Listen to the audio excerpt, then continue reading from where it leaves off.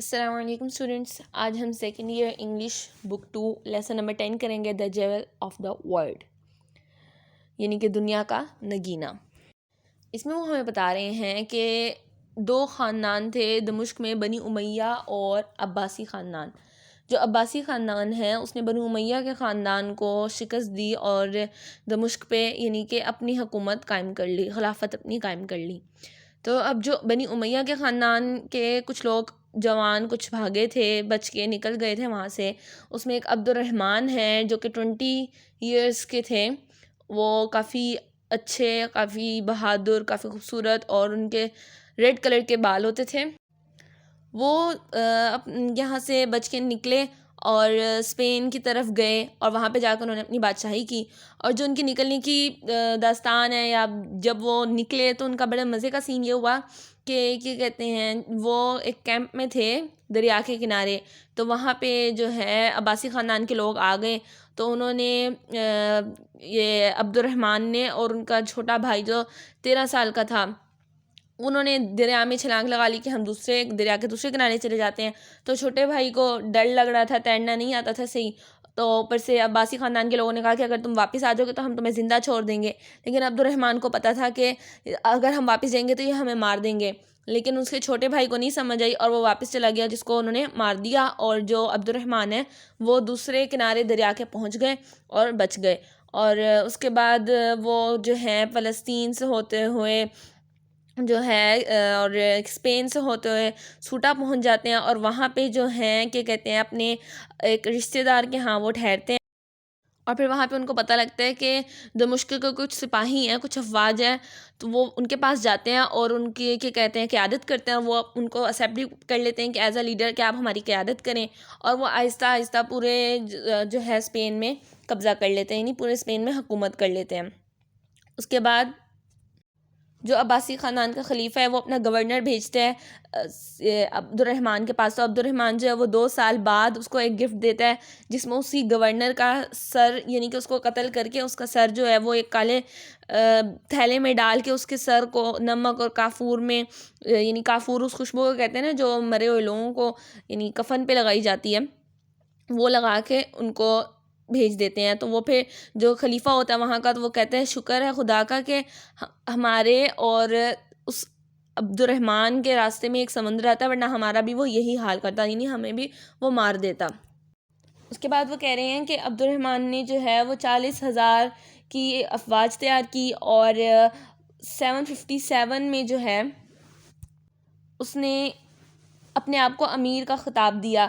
اس کو کیا کہتے ہیں خلیفہ اپنے لیے سوٹیبل نہیں لگ رہا تھا، تو اس نے کہا کہ مجھے جو ہے آپ خلیفہ نہ بلائیں، امیر بلائیں۔ اور اس کے بعد جو ہے عبد الرحمن کی وجہ سے عبد الرحمن 1 یعنی کہ جو 9 سے عباسی خاندان سے نکل کے دریا کے کنارے دوسرے پہنچا تھا، وہ عبد الرحمن 1 ہے۔ اس نے اسپین میں جو ہے پہلا یعنی کہ صوبہ اس کی وجہ سے اسپین بنا، جو کہ اسلامی خلافت جس میں چلی۔ اس کے بعد عبد الرحمن نے اپنے لوگوں کے لیے بہت سے کام سر انجام دیے، پانی لوگوں تک پہنچایا، اور کیا کہتے ہیں ایک محل بھی بنوایا اپنا، ایک گارڈنز بھی مختلف بنوائے۔ اور اس نے اپنی ڈیتھ سے 2 سال پہلے 788 میں ایک بڑی مسجد پائی کردوا میں، اور کیا کہتے ہیں وہ تو نہیں کمپلیٹ کر پایا تھا، نہیں اس نے سٹارٹ کی، اس کی بنیاد رکھی تھی مسجد کی، اور وہ اس کے آگے سے نسلوں نے جو ہے اس کو کمپلیٹ کیا تھا مسجد کو۔ اور 1236 میں جو ہے اس کو ٹرانسفارم کر دیا گیا تھا کرسچنس یعنی چرچ میں، اور اس کو ابھی بھی وہ ہے چرچ، اور اس کا نام لے مزگیٹا ہے۔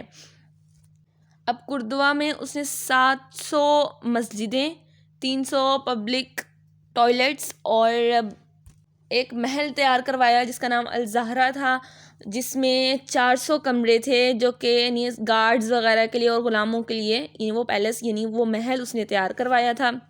اور اس کا ماربل جو ہے وہ لایا گیا تھا نیومیڈیا وغیرہ سے، اور اس کی یعنی کہ کافی چیزیں باہر کے ممالک سے آئی تھیں، خاص جگہوں سے آئی تھیں، اور 10,000 آدمی اس میں کام کرتے تھے، اور 1500 جانور جو ہیں، یعنی جانور اس کام میں استعمال ہوتے کہ ان پہ وزن لاد کے جو ہے سامان لایا جاتا تھا۔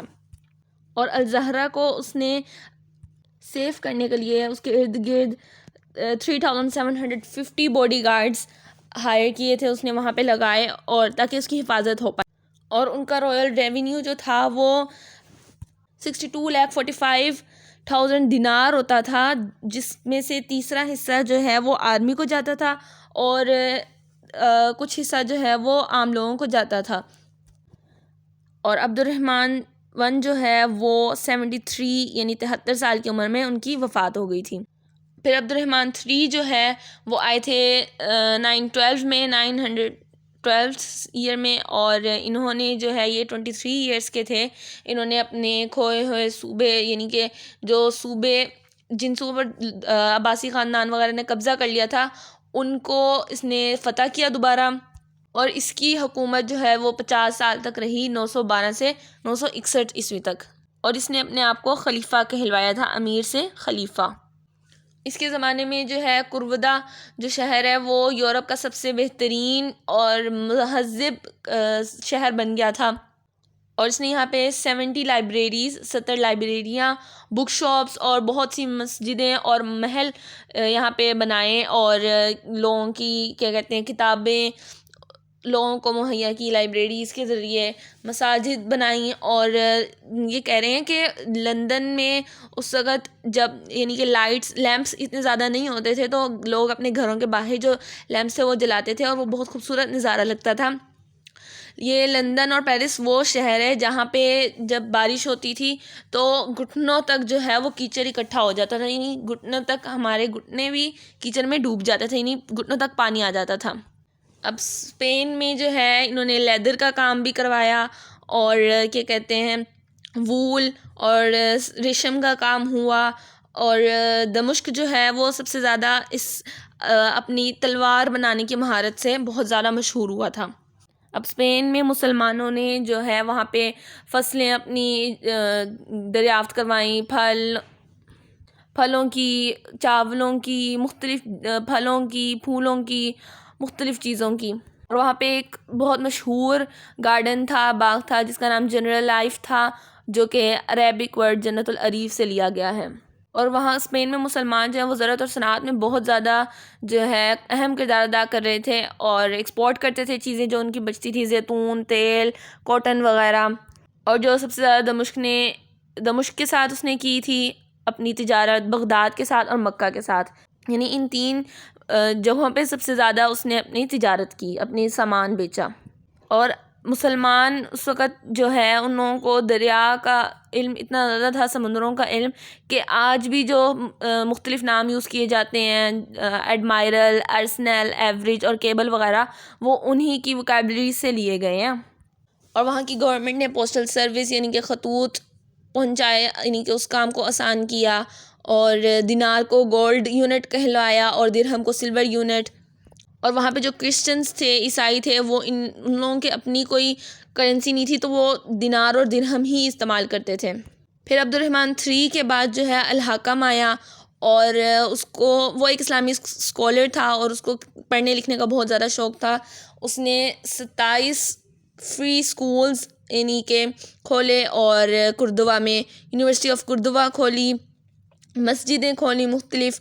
اور ان کا الازہر جو ہے قاہرہ میں اور نظامیہ بغداد میں، ان 2 جگہوں نے اسٹوڈنٹس، طالبات کو بہت زیادہ اٹریکٹ کیا. اس نے کیونکہ وہ خود ایک اسلامک اسکالر تھا، اس کو پڑھنے لکھنے کا بہت شوق تھا، تو اس نے چاہا کہ میرے وقت میں، اس کے وقت میں جو لوگ تھے وہ بھی بہت زیادہ، اس نے ان کی بہت ہیلپ کی، لائبریریز کھولی اس نے. اور لائبریری میں 40,000 سے زیادہ کتابیں ہوتی تھی، اور ان کے آگے یعنی ہر کتاب کے بہت زیادہ پیجز ہوتے تھے، بہت لمبی لمبی کتابیں ہوتی تھیں.